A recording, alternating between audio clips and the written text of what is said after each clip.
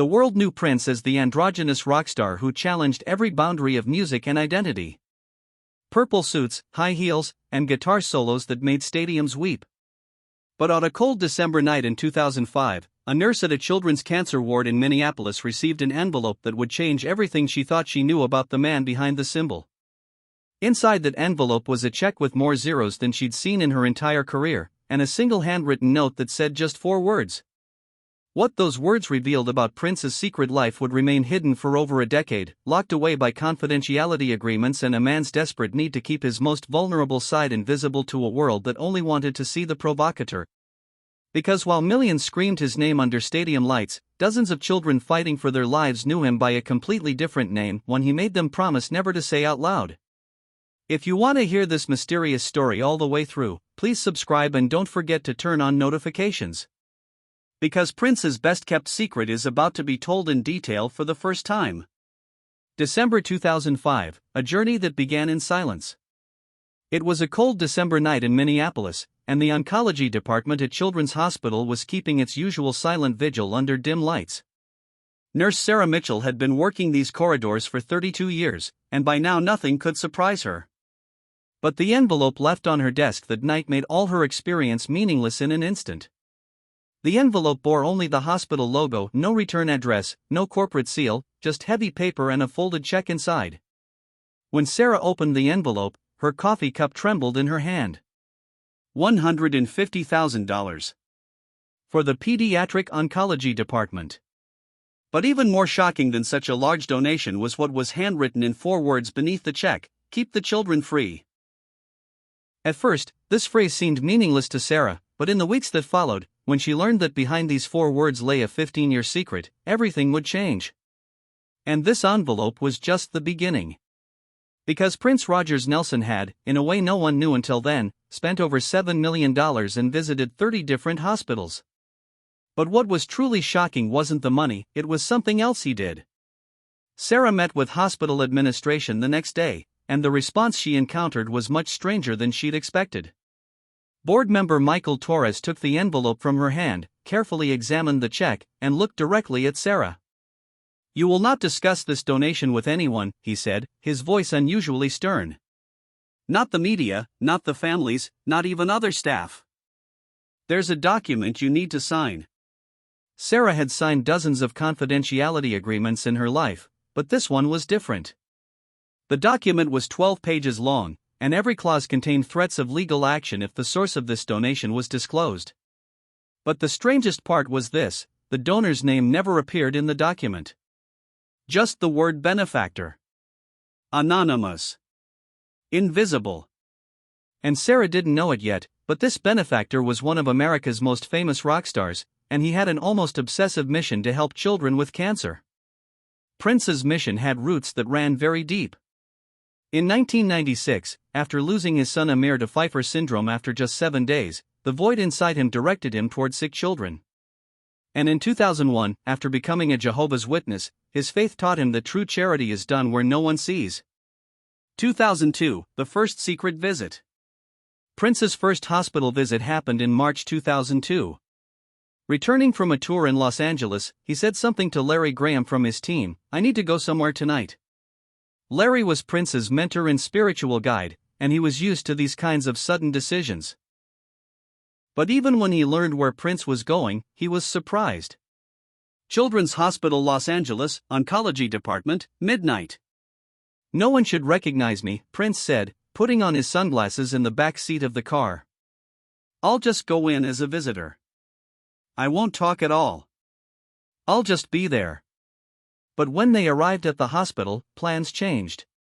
The receptionist recognized Prince, got excited, and called security. Instead of panicking, Prince stayed calm and asked for just one thing: "If the families give permission, can I spend time with the children?" But no photos, no autographs, just, "I want to talk." Hospital management assessed the situation and eventually agreed. But there were conditions: no media, no social media, and full consent from families. Prince agreed, and that night, he gave one of the most important performances of his life. But this time there were no stage lights, no crowd, no applause. Just a 6-year-old girl with leukemia, a man in a purple shirt holding her hand, and a quiet conversation between them. The little girl's name was Emma, and that night Prince sang her a song. The most beautiful girl in the world, but very slow, very soft, almost like a lullaby. Emma's mother later said, "My daughter hadn't been able to sleep for months. The pain was so severe. But that night, when that man sang to her, I saw her breathe easily for the first time." And after the song ended, Prince whispered something to Emma. "My daughter never told me what that man said, but from that night on, she would repeat the same phrase every night before bed, 'You are free.'" But Prince wasn't just singing songs. He was doing something else, something so extraordinary that some families refused to accept it. And in 2004, when Michael Jackson heard about this, he sent Prince a special letter. The contents of that letter would remain secret for 12 years. Prince made donations through anonymous companies. NPG Records, Paisley Park Enterprises. All designed to hide the source. Every donation came with the same note: "Keep the children free." But money was only part of the donations. Prince's real contribution was time and emotional labor. Between 2003 and 2012, Prince visited at least 30 different hospitals. Every visit was made after midnight, media was absolutely kept away, and families were informed in advance. Some families would accept, some would refuse. Prince understood this. "I'm not here to make their lives harder," he would say. "If my visit is going to be a burden on them, I won't come." A hospital administrator later said, Prince followed the same routine every time he came. First he would talk to the nurses, asking which children needed a visit. Then we would consult with families individually. And if the family agreed, Prince would enter that room and sometimes stay for hours.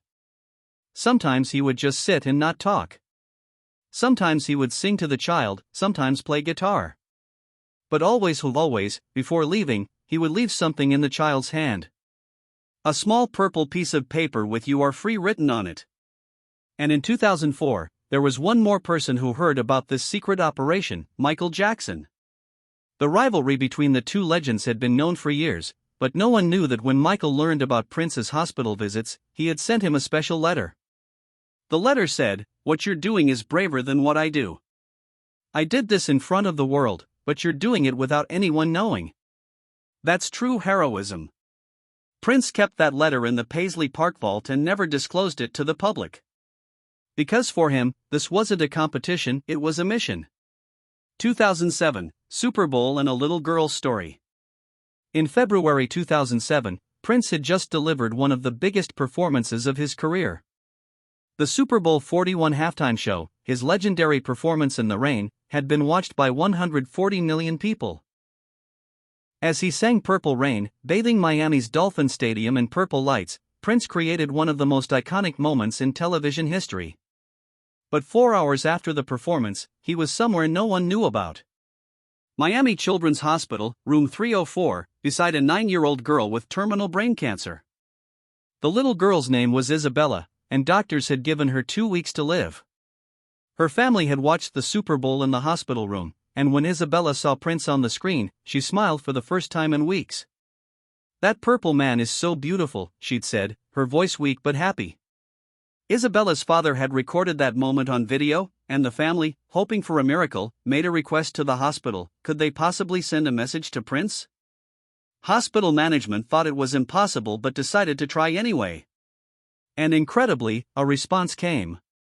"Yes. I can come tonight. But no one should know." When Prince arrived in Miami, he was still wearing his stage clothes. His hair was wet, his makeup was smudged, and apparently he hadn't even showered since the performance. But he didn't care at all. When he entered Isabella's room, the little girl was first shocked, then her eyes filled with tears. Prince sat next to her, held her hand, and sang her a song. "Sometimes It Snows in April." One of his most personal songs he'd written about loss and death. Isabella cried throughout that song, but at the end, she asked Prince something: "Is dying scary?" Prince didn't answer. At least not with words. Instead, he left a small purple piece of paper in Isabella's hand and whispered, "You will never die. Because you are free." Isabella died 13 days later. But her mother said that in her daughter's final days, she constantly held that purple paper tightly, never letting go even in her sleep. And Prince secretly attended Isabella's funeral. No one recognized him because he wore a black suit, had no glasses, and sat quietly in the back row. But after the funeral ceremony, he left an envelope for Isabella's family. Inside was $50,000 and a note: establish a fund in Isabella's name. Let other children be free too. 2010, hip surgery and painkiller addiction. The year 2010 was a turning point for Prince, but in a bad way. Decades of dancing on stage in high-heeled shoes, jumping and spinning in the air, and performing for hours had caused serious damage to his hips. Doctors recommended double hip replacement surgery, but there was a problem: Prince's religious beliefs didn't allow blood transfusions. Jehovah's Witnesses considered blood transfusion a sin, and Prince adhered strictly to this rule. He eventually decided to have surgery but only had one hip done, and the recovery process was much more painful than expected. Doctors prescribed Prince Percocet, a powerful opioid painkiller. At first, he would only use it post-surgery, but the pain didn't go away. In fact, it got worse because Prince hadn't operated on the other hip, so his body's imbalance increased. And slowly, without even realizing it, he began to become addicted. By 2012, Prince was taking painkillers every day. In 2014, he increased the doses. And by 2016, Percocet wasn't even enough anymore. He started taking fake Vicodin pills, but those pills contained fentanyl, a synthetic opioid 50 times more powerful than heroin. Prince wasn't aware of this. Or maybe he was, but he didn't care anymore. But the most tragic part was this: despite being addicted to painkillers, Prince didn't stop his hospital visits. In fact, he started going even more frequently. Between 2012 and 2016, he was visiting at least one hospital almost every month. Team members noticed him getting thinner, more tired, and sometimes forgetting his words while speaking. But no one dared to tell him things are getting serious, you need help. Because Prince didn't want to talk about it. And his charitable work was his reason for living. If I stop helping children, I'll have no reason to live, he'd once told Larry Graham. And in 2013, when he had a phone conversation with Madonna, he told her this: I miss the stage, but I miss hospital rooms much more. Madonna was shocked by that conversation. Because Prince had never told her about it. Only that night, under the influence of painkillers, had he told the truth. And when Madonna called him the next day, Prince didn't remember anything. 2015, Baltimore and Rally for Peace. After Freddie Gray's death in 2015, Prince wrote the song Baltimore and released it for free. He organized the Rally for Peace concert and donated $250,000 to children's hospitals in Baltimore. Again anonymously. Again with the note, keep the children free. April 15, 2016, crisis on the plane. Just 6 days before Prince's death, on the night of April 15, 2016, an event occurred that would determine his fate. Returning from a concert in Atlanta, he was talking to Judith Hill on his private jet. Judith was Prince's vocalist, and that night she noticed Prince's movements were slower than usual. 45 minutes after takeoff, Prince suddenly went silent. When Judith turned to him, she saw Prince's eyes were closed and his body was shaking. Prince! Prince, wake up, she shouted, but got no response. The pilot declared an emergency, and the plane made an emergency landing at Quad City Airport in Illinois. They descended from 45,000 feet to the ground in 17 minutes. Paramedics immediately took Prince to the hospital, and doctors injected him with Narcan, a drug that reverses opioid overdose. Prince came to 15 minutes later but refused to stay in the hospital. I'm fine, just the flu, he told the doctors. But blood tests said something else: he had high amounts of fentanyl in his system. Doctors warned him, said his family needed to be notified, and advised him to enter an addiction treatment program. Prince refused everything and left the hospital a few hours later. But there was one detail no one knew. Before leaving the hospital, Prince asked the nurse a question. Does this hospital have a pediatric oncology department? The nurse said no, the nearest pediatric cancer center was in Chicago. Prince nodded and quietly left. But as he got into his car, he took a business card from his wallet, wrote something on it, and gave it to the security guard. "Can you get this to Chicago Children's Hospital? No name, no address. Just give this." The business card had only one sentence written on it: "Keep the children free." One last time. April 20th, 2016, the last night. The night before Prince's death, on the evening of April 20th, something was happening at Paisley Park. Team members had noticed that Prince had become much more withdrawn in recent days, wasn't eating, and could barely walk. Finally, that day, at Larry Graham's insistence, an addiction specialist was called. Dr. Howard Kornfeld was a California-based opioid treatment specialist who had been urgently called to Minnesota. But Dr. Kornfeld couldn't come himself. Instead, he sent his son Andrew Kornfeld. Andrew was supposed to arrive at Paisley Park on the morning of April 21st. But it would be too late. That night, Prince stayed alone at Paisley Park. Team members left at 8 p.m., with only security guards keeping watch outside. What Prince did throughout the night, no one knows. But studio recordings showed one thing: at 2:30 a.m. that night, Prince had recorded a song. The song had no name, just "Final" written on it. A 3-minute instrumental piece played on piano. And its melody was incredibly sorrowful. As if it were a farewell song. The next morning at 9:43 a.m., a 911 call explained everything. Security guard Kirk Johnson had found Prince's lifeless body inside the elevator. His body was cold, his color pale, and in his jacket pocket were two things: fake Vicodin pills and a small purple piece of paper. The paper read, "Keep the children free. Always. After death, secrets coming to light." After Prince died, the world mourned. Minneapolis was lit up in purple, celebrities shared memories on social media, and a memorial service was held at the White House. But as the real story slowly began to emerge, people began to know Prince anew. With court documents, estate battles, and the expiration of confidentiality agreements, Prince's charitable work finally came to light. The Minneapolis Star-Tribune published an investigative series titled Prince's Secret Life, and dozens of hospitals, families, and team members spoke for the first time. But the real shock came when the legendary vault at Paisley Park was opened. Music historians expected to find unreleased songs, lost albums, and secret recordings inside. And yes, those were there. Thousands of songs, videos, studio notes. But there was something else alongside them: 347 letters, 89 children's photographs, hospital visit records, and photocopies of 15 years' worth of checkbooks. Prince hadn't just done charity, he'd documented everything. Every visit, every donation, every child, every family. He'd kept records of everything. And when the total figure emerged, everyone was shocked: $7,300,000. Just in checks and cash. Equipment donations, drug sponsorships, and special treatment programs weren't included. The real figure was probably over $12 million. And he'd done this without telling anyone for 15 years.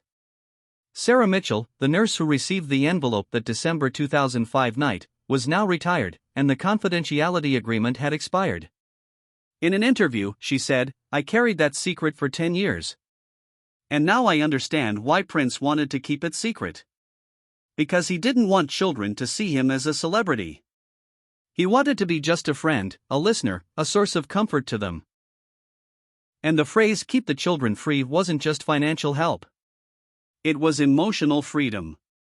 He was saying to those children, "You're not just a sick child, you're a human being and you're free." But the most shocking thing found in the vault wasn't the letters or the money. It was a diary that Prince had kept in his own handwriting. Inside was a page that read, October 14, 2009. "Today we lost Mia. I promised her mother I'd be strong. But when I returned to Paisley Park at night, I cried. I can't save every child. And it's killing me. But tomorrow I'll go to another hospital. Because stopping means giving up. And I promised Amiir. I'll never give up." Records inside the vault. Among the documents found in the vault was something else: the real reason for his copyright battle with Warner Brothers. When Prince changed his name in 1993 and wrote slave on his face, everyone thought it was just about control. But a letter in the vault said something different. Prince had made an offer to Warner Brothers executives in 1992, "If you give me back the copyrights to my albums, I'll donate 25% of the money I earn in the future to children's hospitals. But this donation won't be in your name, it'll be in the name of music." Warner Brothers had refused. And from that day on, Prince had waged war against them. Because this wasn't just about artistic freedom, it was about saving lives. There were thousands of unreleased songs, videos, notes, and special recordings inside. But among them was something else: hundreds of letters. Letters from children with cancer. Prince had kept all of them. Every single one. And next to each letter were notes in Prince's handwriting. Visited December 2003. Emma is doing better. She smiled today. Called Isabella's family. They need more help. Send $20,000. Met with Sarah at Minneapolis Hospital. She told me about twins with leukemia. Going there next week. These notes showed how organized Prince was. He wasn't just sending money, he was systematically following up. Which child was in which hospital, which family was in financial trouble, which treatment costs hadn't been covered, he knew everything. And over 15 years, between 2001 and 2016, the total amount of Prince's anonymous donations was staggering, over $7 million. But this was just the total of checks and cash he'd left. It didn't include equipment, medications, and special treatment programs he'd sponsored. The real figure was probably over $10 million. But money was only part of the story. The real impact lay in the hours Prince spent in hospitals, the connections he made with children, and the hope he gave them. A crew member said, when Prince returned from a hospital, he would always be quiet. He'd go to the studio, wouldn't talk to anyone, and make music for hours. But that music was different. More emotional, more vulnerable, more human. As if those children brought out something in him. And that thing was maybe the real Prince. The real person behind the stage costumes, the androgynous image, and the rock star persona. Prince didn't just donate to children's hospitals.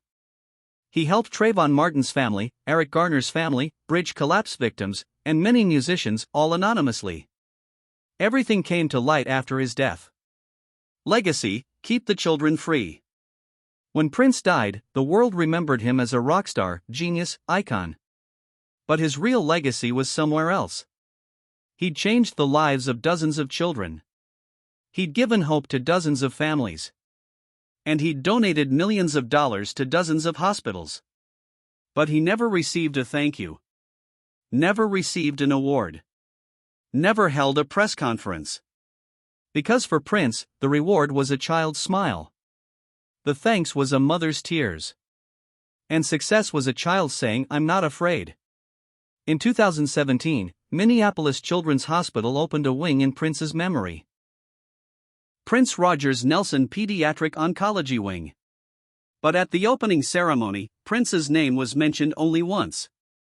The rest of the speeches only said anonymous donor. Because Prince's family wanted to respect his wishes.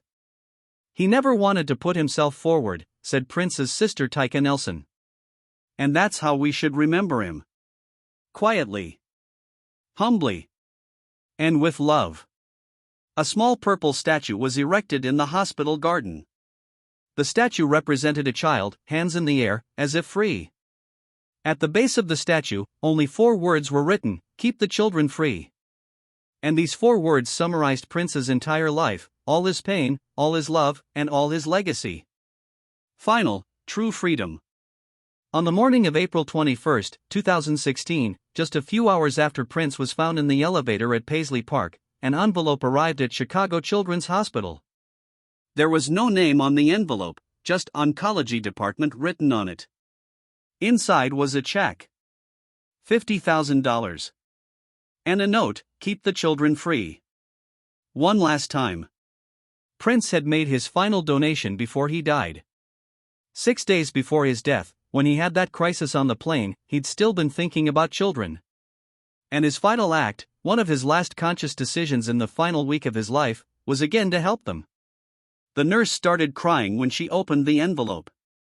Because that morning she'd heard on the radio that Prince had died. And at that moment she understood, this was the final envelope. The final message. And Prince, even in dying, hadn't forgotten the children. The nurse framed that note and hung it on the wall of the oncology department. It still hangs there today. And every time a sick child sees that note, the nurses tell them Prince's story. How a rock star, while the world knew him only for his stage outfits, took off his purple jacket in real life and held sick children's hands. How a man, while having millions of dollars, thought his greatest wealth was a child's smile. And how an artist, even when facing death, had his final thought be saving others. But there was one more final detail no one knew. When the autopsy report came out, the forensic team had found something else in the inner pocket of Prince's jacket. A small photograph. Black and white, worn, corners folded. The photograph showed a baby. Amiir. Prince's son. And handwritten on the back of the photo was this: "I will keep them free for you. I promise." Prince had kept that promise for 15 years. The promise he made to his lost son. Every sick child was Amiir. Every visit was for Amiir. And every keep the children free note was the echo of a father's promise to his son. Prince died. But the freedom he gave is still alive in those children. Isabella is gone now. But her mother plants a purple rose every day. Emma is gone now. But her father donates to Children's Hospital every year. And they all use the same slogan: keep the children free. Because freedom isn't just about living. Sometimes freedom is about dying without fear. Sometimes freedom is about smiling even while in pain. And sometimes freedom is 4 words that a rock star whispers to you: you are free. You will always be free. And maybe Prince's real genius wasn't in his guitar. Maybe his real genius was in his heart. The hands that wrote Purple Rain also held the hands of dying children. The lips that sang Kiss also whispered, "You don't need to be afraid." And the man who painted the world purple was actually rescuing children from darkness. Today, if you walk the corridors of Minneapolis Children's Hospital, you can still see that purple statue. Hands in the air, free. And if you listen carefully, the wind sometimes carries a melody. A familiar melody. Purple Rain. But this time, the song isn't just for a legend. It's sung for a promise. A promise that Prince dedicated his life to: keep the children free. And that promise, as his true legacy, will live forever.